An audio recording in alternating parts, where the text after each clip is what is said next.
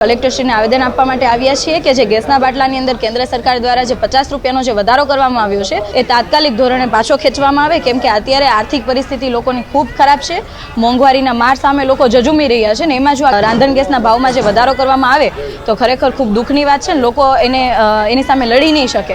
તો જ્યારે ભાજપની સરકાર નહોતી ત્યારે આ જ ભાજપના નેતાઓ, મહિલા મોરચો બધા એવું કહેતા હતા કે ભાઈ 340 રૂપિયાનો જે ગેસનો ભાવ છે અમારી સરકાર બનશે તો ઘટાડીશું, પરંતુ આજે ભાજપની સરકાર છે તો આટલો બધો મોંઘવારીનો માર શા માટે? મોંઘવારી વધારી દીધી, બેરોજગારી વધારી દીધી, તમામ જગ્યાઓ પર નિષ્ફળ ભાજપ છે.